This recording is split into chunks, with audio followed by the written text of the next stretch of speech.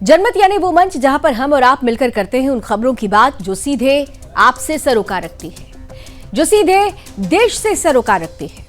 और जब हम देश से सरोकार रखने वाली खबरों की बात करते हैं तो उसमें छिपी होती है राष्ट्र सर्वोपरि की भावना। तो इसी राष्ट्र सर्वोपरि की भावना के साथ आज जिस पहली खबर का जिक्र हम करने वाले हैं जनमत में, वो इस मायने में बहुत विशेष हो जाती है कि जिस तरह से मिडिल ईस्ट में तनाव की आग धधक रही है और पूरे देश में गैस को लेकर, तेल को लेकर वैश्विक संकट गहराया हुआ है, वहीं दूसरी तरफ भारत राष्ट्र सर्वोपरि की भावना के साथ अपने कूटनीतिक स्तर को आगे बढ़ाते हुए अपने देश के लिए किस तरीके से समस्या के बीच समाधान ढूंढ रहा है, ये खबर उस ओर संकेत देती है। दरअसल पश्चिम एशिया में बढ़ते तनाव के बीच भारत ने कूटनीतिक स्तर पर सक्रियता तेज कर दी है।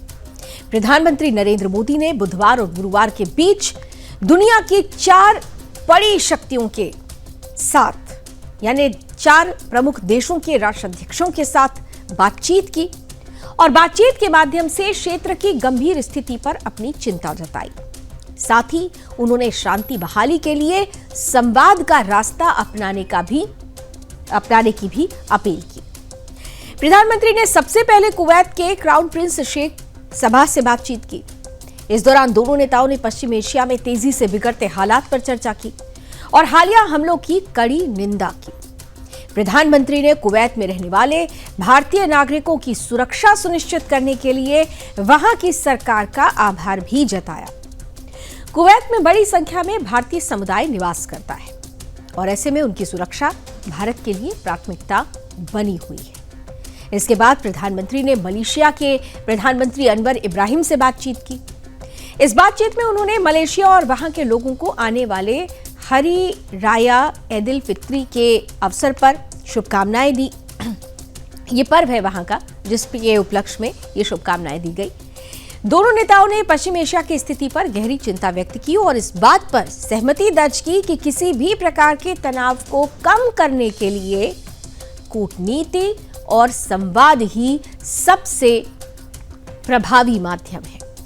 प्रधानमंत्री ने स्पष्ट रूप से कहा कि बातचीत के जरिए ही क्षेत्र में स्थायी शांति और स्थिरता स्थापित की जा सकती है। फ्रांस के राष्ट्रपति इमैनुअल मैक्रों के साथ भी बातचीत हुई और इस बातचीत में भी यही स्वर प्रमुख रहा। दोनों नेताओं ने माना कि वर्तमान परिस्थितियों में सबसे जरूरी है कि सभी पक्ष संयम बरतें और तनाव को कम करने की दिशा में ठोस कदम उठाएं। प्रधानमंत्री ने इस बात पर जोर दिया कि बातचीत और कूटनीति के रास्ते पर लौटना ही स्थिति को नियंत्रित करने का एकमात्र उपाय है। साथ ही भारत और फ्रांस ने यह भी दोहराया कि वे वैश्विक और क्षेत्रीय स्तर पर शांति और स्थिरता बनाए रखने के लिए आपसी सहयोग जारी रखेंगे। ओमान के सुल्तान हैथम बिन तारिक के साथ बातचीत को प्रधानमंत्री ने विशेष रूप से महत्वपूर्ण बताया। उन्होंने सुल्तान को भाई कहकर संबोधित किया और ईद के अवसर पर शुभकामनाएं भी दी। इस वार्ता में दोनों देशों ने इस बात पर जोर दिया कि क्षेत्र में तनाव कम करने के लिए तत्काल कदम उठाए जाने चाहिए और उसके बाद शांति बहाली के प्रयासों को गति दी जानी चाहिए। भारत ने ओमान की संप्रभुता और क्षेत्रीय अखंडता के उल्लंघन की भी कड़ी निंदा की है। प्रधानमंत्री ने यह भी कहा कि भारत ओमान द्वारा हजारों लोगों, जिनमें भारतीय नागरिक भी शामिल हैं, उनकी सुरक्षित वापसी में किए जा रहे प्रयासों की सराहना करता है। यह सहयोग ऐसे समय में बेहद महत्वपूर्ण माना जा रहा है जब पूरे क्षेत्र में अनिश्चितता का माहौल बना हुआ है और बातचीत के दौरान एक और महत्वपूर्ण मुद्दा स्ट्रेट ऑफ हॉर्मुज, इसकी सुरक्षा को लेकर भी चर्चा हुई। भारत और ओमान दोनों ने इस बात पर सहमति दर्ज की कि इस महत्वपूर्ण समुद्री मार्ग पर सुरक्षित और निर्बाध आवाजाही सुनिश्चित करने के लिए कई तरीके के रास्ते अपनाने होंगे। ये रास्ता सुरक्षित हो, इसकी सुरक्षा सुनिश्चित हो, ये बेहद अहम है इस लिहाज से क्योंकि दुनिया का 20% तेल आपूर्ति इसी रास्ते से होती है और ये मार्ग वैश्विक ऊर्जा आपूर्ति के लिए अत्यंत महत्वपूर्ण है। यहां किसी भी प्रकार का संकट पूरी दुनिया को प्रभावित कर सकता है। विदेश मंत्रालय के प्रवक्ता रणधीर जायसवाल ने जानकारी दी कि प्रधानमंत्री की इन सभी वार्ताओं का मुख्य उद्देश्य पश्चिम एशिया में शांति और स्थिरता को बढ़ावा देना है। उन्होंने बताया कि भारत लगातार इस बात पर जोर दे रहा है कि सभी पक्ष संयम बरतें और किसी भी प्रकार की आक्रामक कार्रवाई से बचा जाए। कुल मिलाकर प्रधानमंत्री की यह कूटनीतिक पहल ये दर्शाती है कि भारत न केवल अपने नागरिकों की सुरक्षा को लेकर सतर्क है, बल्कि वैश्विक शांति और स्थिरता में भी सक्रिय भूमिका निभाना चाहता है। पश्चिम एशिया में जारी तनाव के बीच भारत का ये संतुलित और संवाद आधारित रुख अंतर्राष्ट्रीय मंच पर उसकी जिम्मेदार छवि को और ज्यादा मजबूत करता है। ऐसे समय में जब दुनिया के कई हिस्सों में संघर्ष की स्थिति बनी हुई है, भारत का ये संदेश स्पष्ट है कि युद्ध किसी भी समस्या का समाधान नहीं है और स्थायी शांति केवल बातचीत और आपसी समझ से ही संभव है।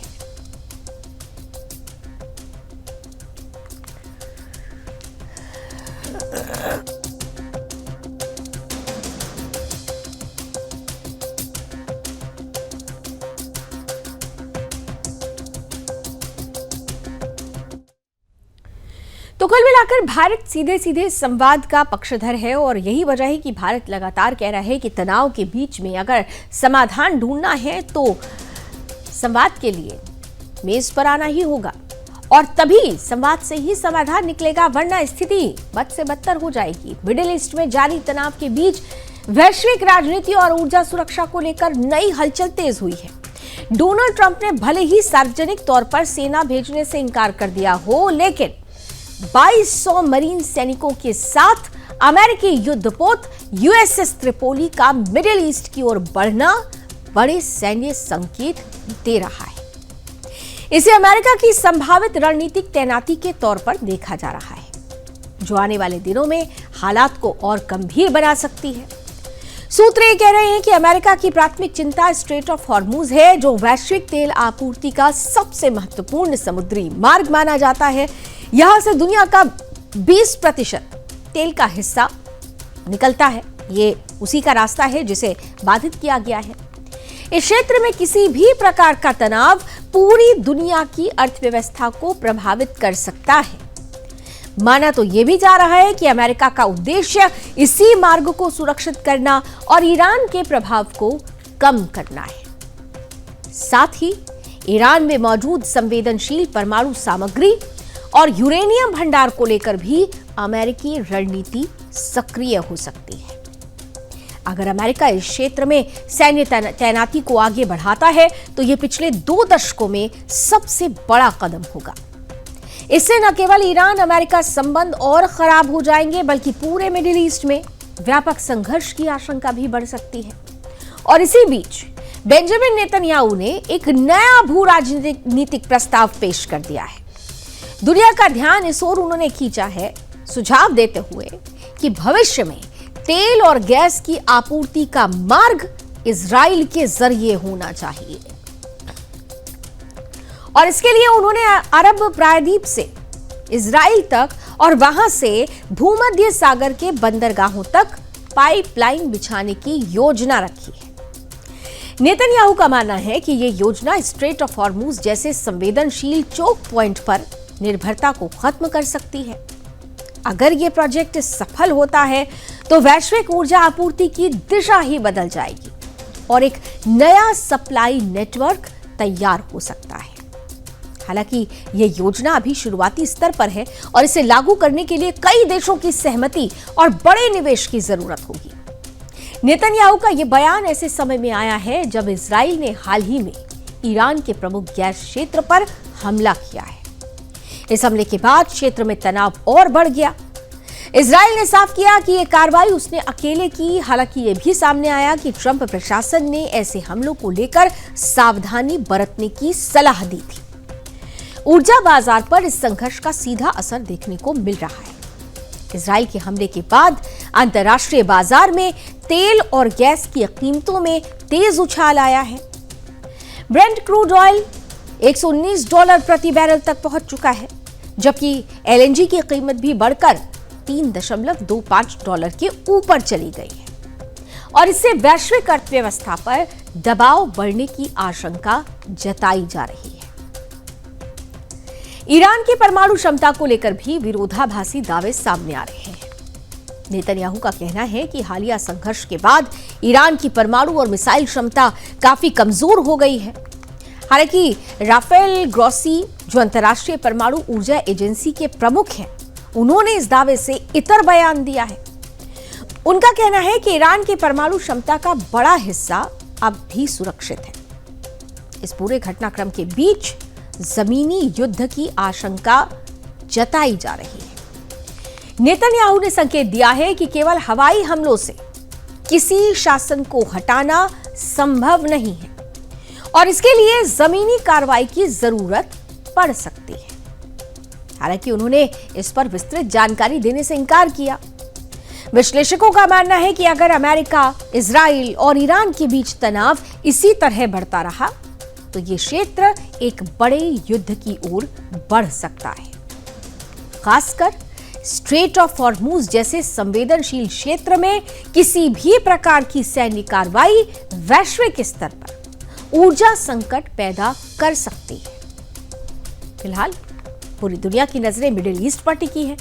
एक तरफ अमेरिका की सैन्य गतिविधियां बढ़ रही हैं तो दूसरी तरफ इजराइल नई रणनीतियों के साथ सामने आ रहा है और ऐसे में आने वाले दिन ये तय करेंगे कि ये तनाव कूटनीति के जरिए सुलझेगा या फिर एक बड़े संघर्ष का रूप लेता हुआ नजर आएगा।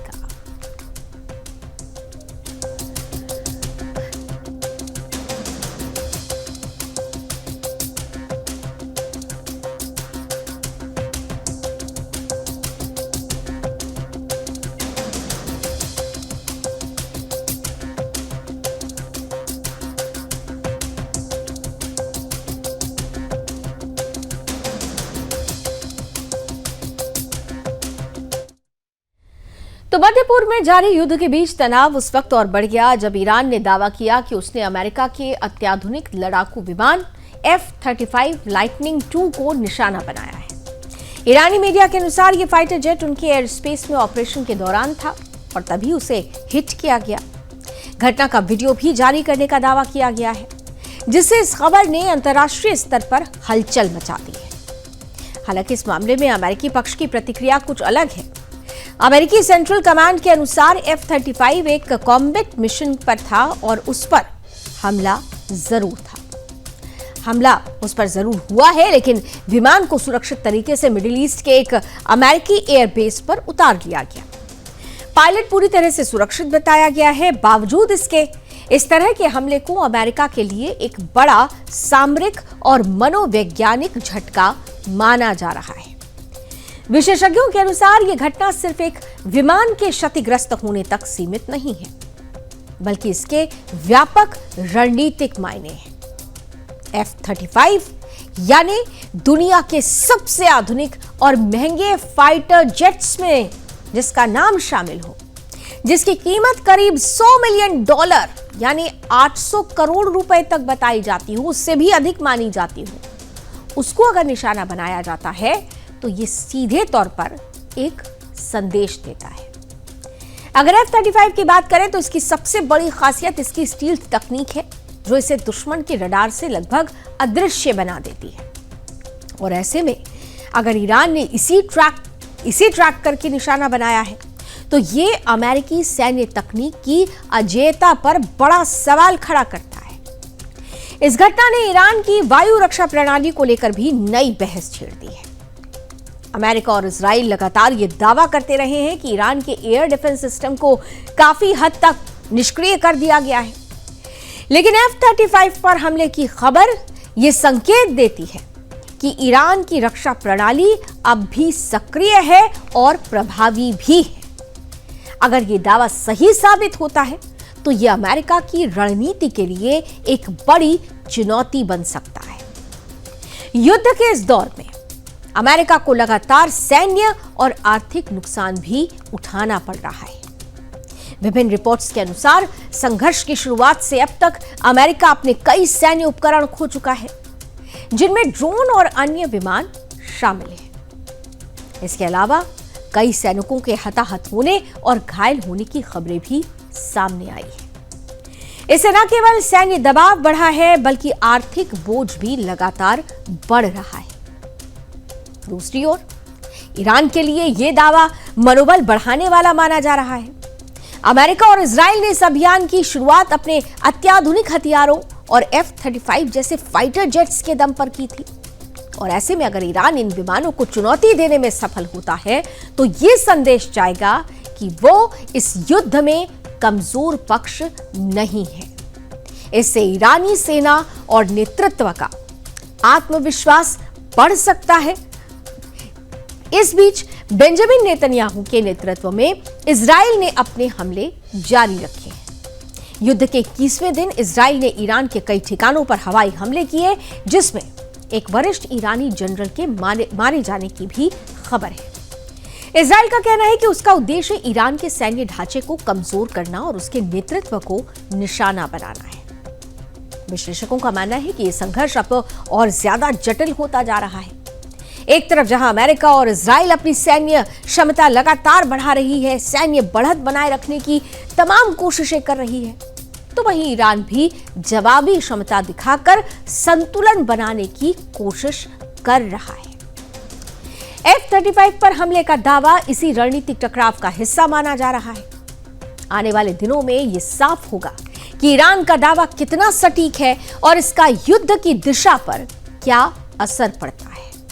लेकिन इतना जरूर है कि इस घटना ने मिडिल ईस्ट के युद्ध को और अधिक संवेदनशील और खतरनाक मोड़ पर लाकर खड़ा कर दिया है।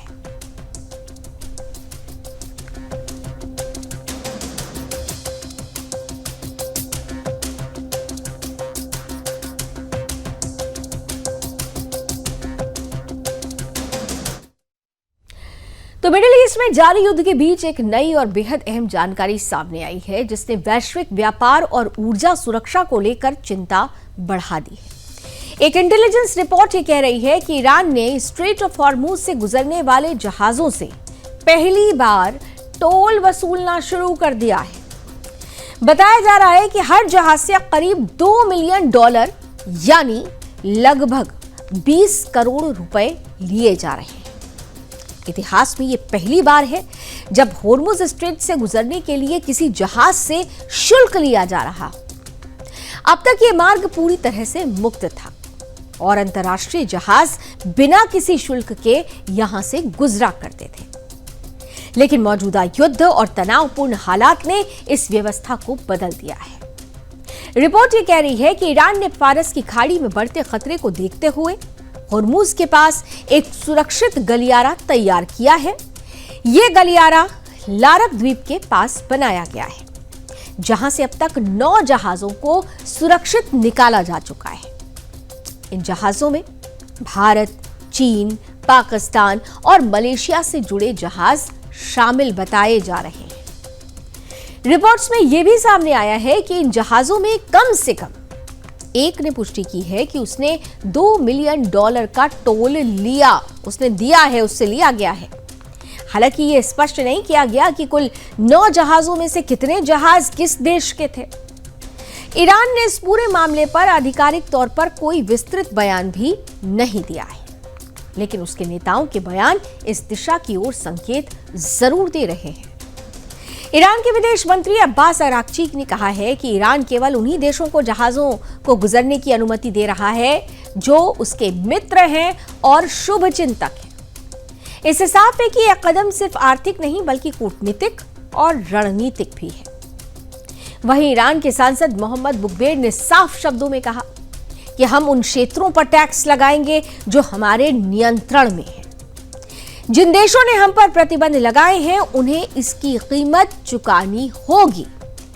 उनके इस बयान से यह स्पष्ट हो रहा है कि ईरान इस कदम के जरिए दरअसल पश्चिमी देशों पर दबाव बनाना चाहता है। विशेषज्ञ ये मान रहे हैं कि ईरान इस टोल नीति के जरिए 2 बड़े लक्ष्य साधने की कोशिश कर रहा है। पहला, आर्थिक युद्ध के दौरान अपनी आय बढ़ाना और प्रतिबंधों के प्रभाव को कम करना, और दूसरा रणनीतिक ये दिखाना कि स्ट्रेट ऑफ हॉर्मूज पर उसका कंट्रोल है, उसका नियंत्रण अब भी कायम है, भले ही अमेरिका और उसके सहयोगी देश इसे चुनौती देने की कोशिश कर रहे हों। दरअसल हाल ही में संयुक्त राज्य अमेरिका ने हॉर्मूज के पास ईरानी सैन्य ठिकानों को निशाना बनाने की चेतावनी दी थी। इसके बाद से ही इस क्षेत्र में सैन्य गतिविधियां बढ़ गई। अमेरिका एक ऐसा अंतर्राष्ट्रीय गठबंधन तैयार करने की कोशिश कर रहा है जो इस महत्वपूर्ण समुद्री मार्ग पर ईरान के प्रभाव को खत्म कर सके। स्ट्रेट ऑफ हॉर्मूज वैश्विक व्यापार और खास तौर पर ऊर्जा आपूर्ति के लिए बेहद महत्वपूर्ण मार्ग है।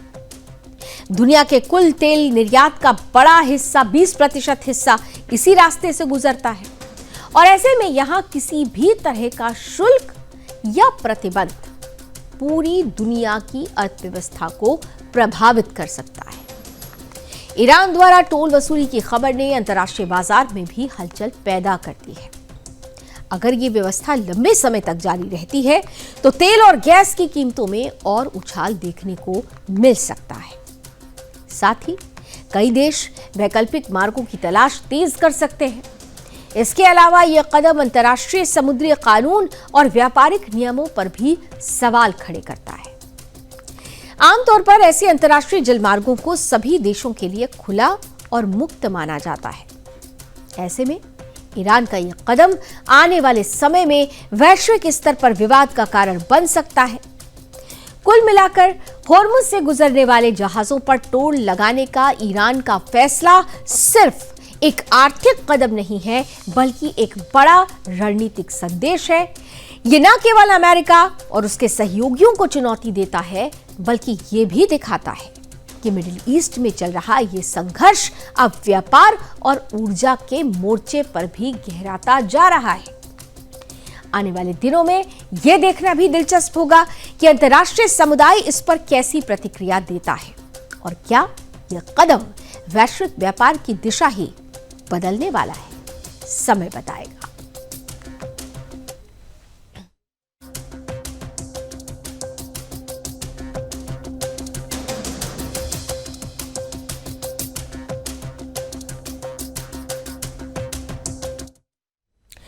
तो कुल मिलाकर मिडिल ईस्ट धधक रहा है और इसके केंद्र में अब वो स्ट्रेट ऑफ हॉर्मूज आ चुका है जो दुनिया की तेल आपूर्ति का जहां से 20% हिस्सा गुजरता हो और अगर इस पर ईरान अपना आधिपत्य दिखाता है, जहाजों से गुजरने वाले जहाजों से टोल लेने की शुरुआत करता है तो निश्चित रूप से ये वैश्विक अर्थव्यवस्था, वैश्विक व्यापार की दिशा बदलने वाला होगा। हालांकि अमेरिका साफ तौर पर यह कह रहा है, वो कोशिश कर रहा है उन देशों को साथ मिलाने की, एक ऐसा गठबंधन बनाने की जो स्ट्रेट ऑफ हॉर्मूज को ईरान के कब्जे से मुक्त माने और यहां पर जो परिस्थिति है उस पर सीधे तौर पर अपना आधिपत्य जमाए।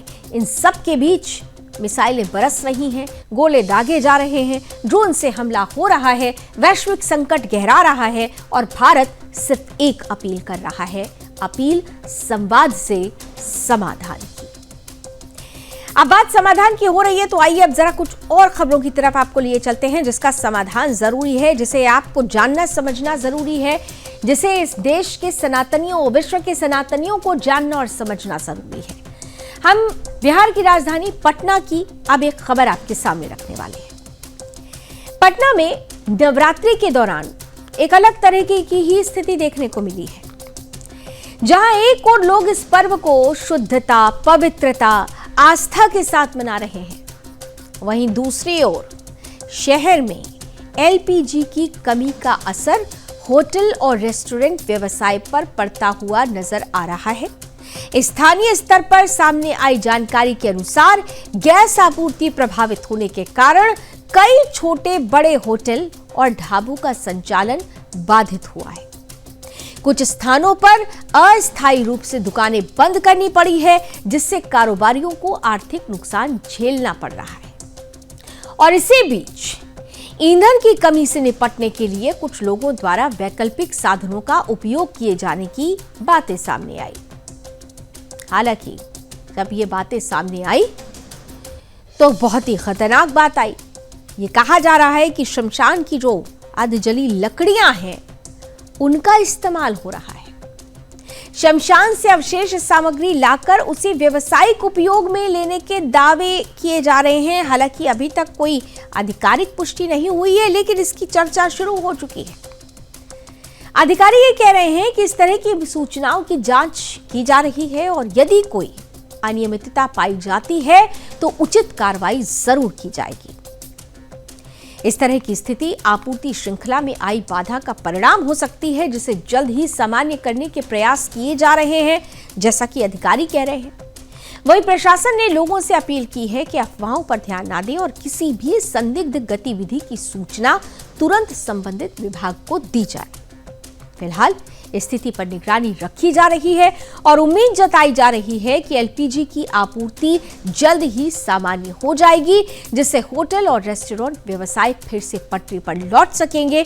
और ये जो बातें कही जा रही है कि शमशान की लकड़ियों का इस्तेमाल हो रहा है, ये अपने आप में गहरी चिंता का सबब है। इसलिए आवश्यकता है उचित जांच की और जो लोग भी इसमें संलिप्त हैं उनके खिलाफ ठोस कार्रवाई की, क्योंकि महीना पवित्र है, नवरात्रि का महीना चल रहा है, जिसमें पवित्रता, शुद्धता सीधे हमारी आस्था से जुड़ी हुई है।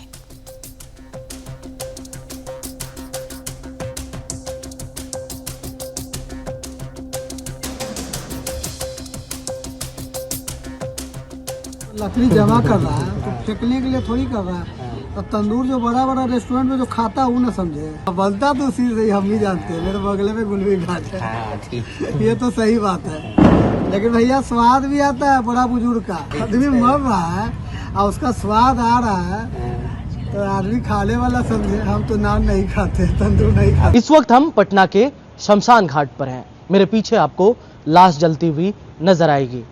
इस लाश को जलाने के लिए लकड़ी और कोयलों का इस्तेमाल किया जाता है, लेकिन इसी बचे हुए लकड़ी और कोयले का जो लाश जलने के बाद बच जाते हैं, उसको बड़े बड़े होटल्स और रेस्टोरेंट्स में भेजा जा रहा है। बिल्कुल सही सुना आपने। आप भी सोच रहे होंगे कि कैसी अचरज भरी बातें कर रहे हैं।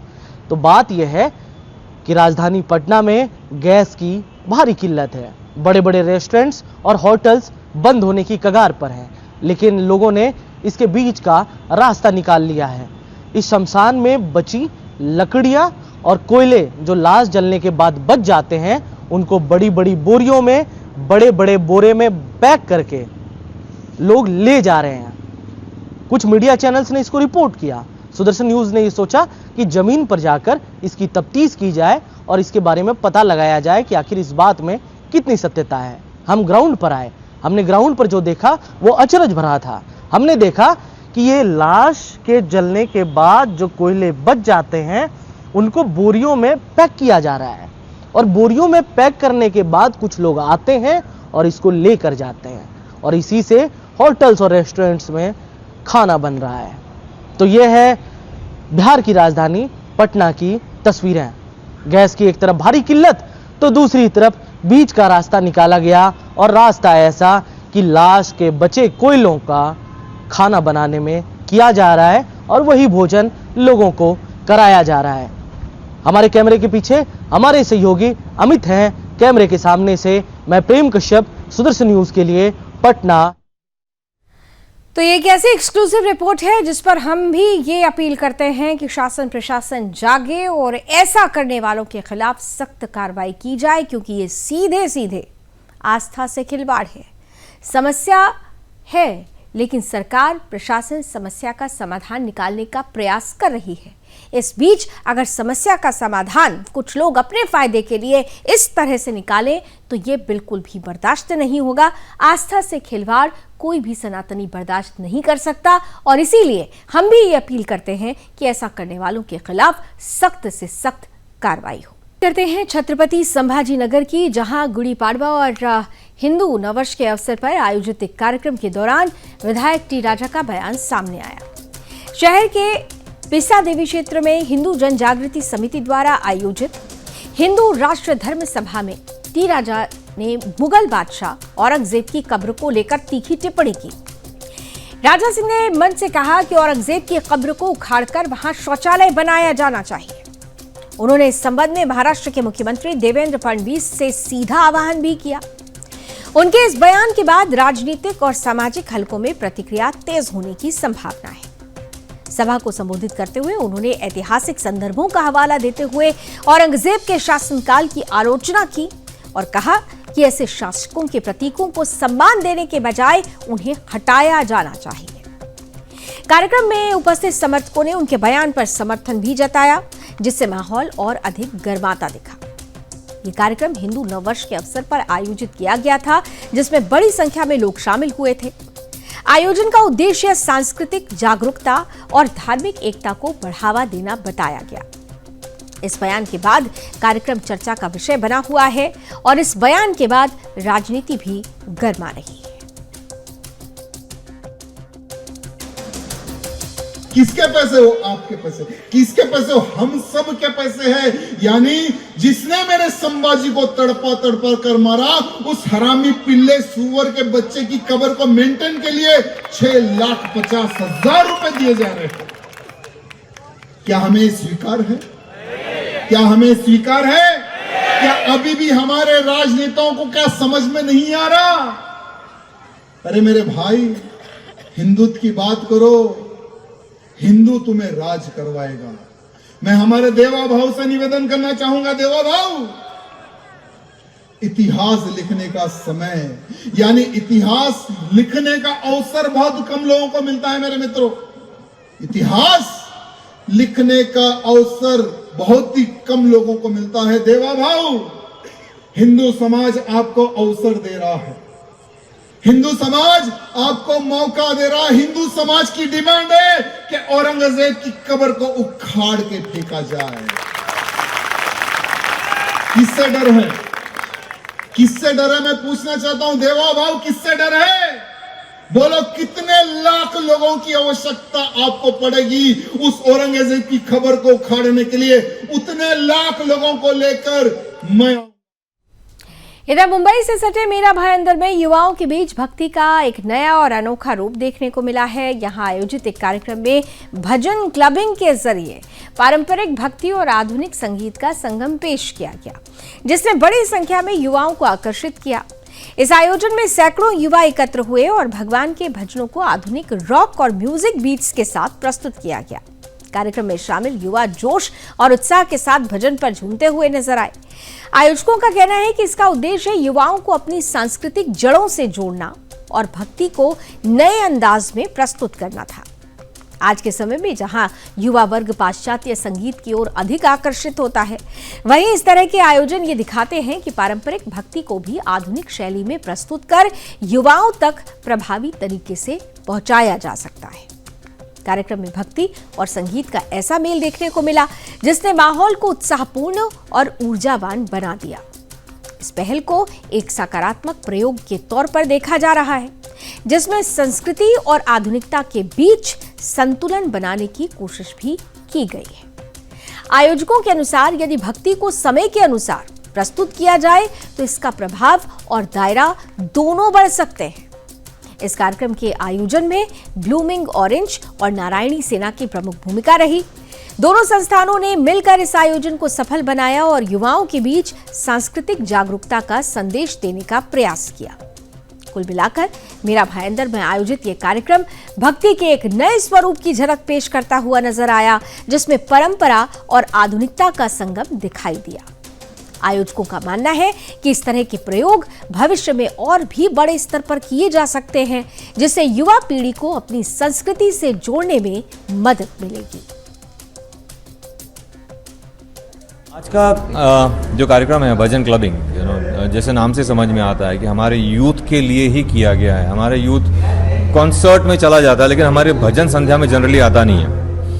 वो प्रॉब्लम उनका नहीं है, प्रॉब्लम हमारा ये है कि हम उन्हें उस तरह का म्यूजिक नहीं दे पाते हैं जो उन्हें पसंद है। तो ये जो कॉन्सर्ट जो किया गया है कि हमारी जो ट्रेडिशनल म्यूजिक है, हमारा जो भजन है, हमारे मंत्र हैं, हमारे श्लोक हैं, उनको आज के हिसाब से जो आधुनिक संगीत है उसके हिसाब से और दोनों को जोड़ के आपस में मिक्स करके एक अद्भुत म्यूजिक प्रेजेंट किया जा रहा है जो लोगों को पसंद आता है। नेचुरली नया चीज़ है तो यूथ को तो पसंद आएगा ही, फुल ऑफ एनर्जी।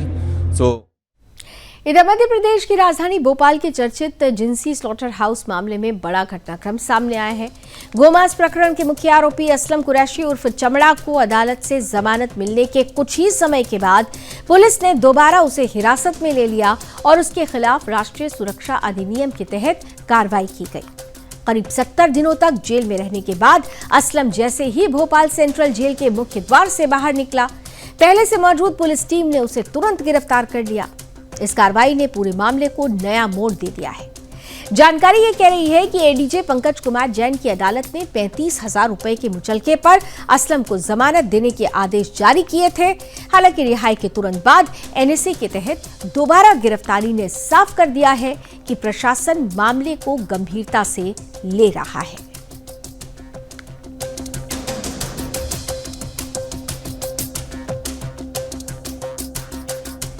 देखिए, हम इस निर्णय से को ठीक नहीं मानते हैं।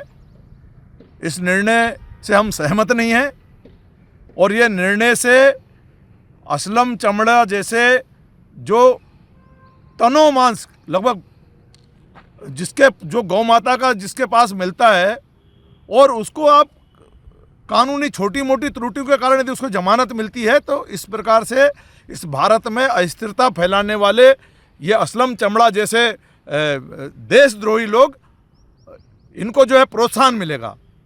और हम सारा राष्ट्रभक्त, गौभक्त, सारे लोग इस निर्णय से क्षुब्ध थे, इस निर्णय से आक्रोशित थे और इस निर्णय के विरुद्ध जनमानस में एक पूरा का पूरा वातावरण था। और इस बात को लेकर के हम राष्ट्रभक्त सब अधिवक्ताओं ने, सामाजिक संगठनों ने, गौ भक्तों ने और हमारे विश्व हिंदू परिषद ने इस विषय को लेकर के ऊपर नाराजगी जाहिर की। असलम चमड़े पर एनएसए लग गए तो किसी को आपत्ति तो नहीं है, जिनकी आपत्ति है वो सामने आए। अभी तो एनएसए लगा, अभी और भी कार्रवाई बाकी है, क्योंकि असलम चमड़े ने जो पाप किया है और जो पाप दुनिया के सामने आया है, उस पाप का प्रायश्चित असलम चमड़े की 100 पीढ़ियां भी करे तो माफ नहीं किया जा सकता। मध्य प्रदेश सरकार जो इधर सीमावर्ती और दूरदराज क्षेत्रों में सामुदायिक विकास और सतत पर्यटन को बढ़ावा देने की दिशा में एक महत्वपूर्ण कदम उठाते हुए भारतीय सेना ने अरुणाचल प्रदेश के जेमिथांग में बॉर्डर ब्रू कैफे का उद्घाटन किया। ये पहल ऑपरेशन सद्भावना के तहत शुरू की गई है, जिसका उद्देश्य स्थानीय मोनपा जनजाति के कल्याण और सशक्तिकरण को बढ़ावा देना है। इस कैफे की सबसे विशेष बात यह है कि इसे न्यामजंगचू नदी पर बने एक निष्क्रिय बेली ब्रिज पर तैयार किया गया है। यह अनोखा निर्माण पारंपरिक ढांचे और आधुनिक उपयोगिता का बेहतरीन संगम है, जो इसे पूरे पूर्वोत्तर क्षेत्र में एक विशिष्ट पहचान देता है। ये कैफे आने वाले समय में इस खूबसूरत सीमावर्ती क्षेत्र में घूमने आने वाले पर्यटकों के लिए आकर्षण का प्रमुख केंद्र बन सकता है। इस परियोजना को स्थानीय समुदाय के लिए रोजगार के स्थायी अवसर पैदा करने के उद्देश्य से विकसित किया गया है। कैफे के संचालन में स्थानीय लोगों की सक्रिय भागीदारी भी सुनिश्चित की गई है, जिससे उनकी आर्थिक स्थिति मजबूत होगी और साथ ही उनकी संस्कृति, परंपराएं और आतिथ्य भी व्यापक स्तर पर प्रदर्शित हो सकेगा। भारतीय सेना ने इस परियोजना को महज 31 दिनों के रिकॉर्ड समय में पूरा किया, जो उनकी उत्कृष्ट योजना, समन्वय और कार्यान्वयन क्षमता को दर्शाता है। ये पहल ऑपरेशन सद्भावना की मूल भावना को दर्शाती है, जिसका उद्देश्य सीमावर्ती क्षेत्रों में सद्भावना बढ़ाना, नागरिक सैन्य संबंधों को मजबूत करना और सामाजिक आर्थिक विकास को गति देना है। उद्घाटन समारोह में स्थानीय लोग, गणमान्य व्यक्तियों और सेना के अधिकारियों की उत्साहपूर्ण भागीदारी देखने को मिली, जो जेमिथांग और पूरे क्षेत्र के लिए एक गर्व और उम्मीद से भरा कदम माना जा रहा है।